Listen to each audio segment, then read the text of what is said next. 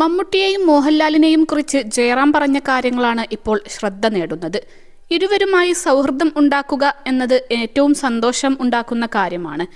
ഇവരെയൊക്കെ നമ്മൾ സ്ക്രീനിന് മുന്നിലിരുന്ന് വാ പൊളിച്ചിരുന്ന് കണ്ടിട്ടുള്ളവരാണ്.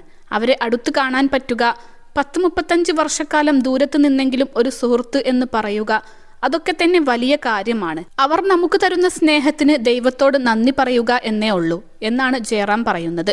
ഓസ്ലറിന്റെ പ്രൊമോഷൻ അഭിമുഖത്തിൽ ആയിരുന്നു ജയറാമിന്റെ പ്രതികരണം. ജീവിതത്തിലെ എൻ്റെ എല്ലാ നല്ല മുഹൂർത്തങ്ങളും, നല്ല കാര്യങ്ങളും, വിജയങ്ങളും തോൽവികളും എല്ലാം ഞാൻ ഷെയർ ചെയ്യുന്നൊരു വല്യേട്ടനാണ് മമ്മൂക്ക. ഒരുപാട് കാര്യങ്ങൾ, എത്രയോ വർഷങ്ങളായി എനിക്ക് ഒത്തിരി പരാജയം വന്നപ്പോൾ, സന്തോഷങ്ങൾ വരുമ്പോൾ എല്ലാം.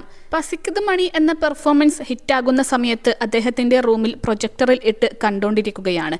എന്നിട്ട് എന്നെ റൂമിൽ വിളിപ്പിച്ചു. എടാ, ഞാൻ എത്ര പ്രാവശ്യം കണ്ടെന്നറിയോ എന്ന് പറഞ്ഞു. ഈ അഭിനന്ദിക്കുക എന്നത് വലിയ മനസ്സാണെന്ന്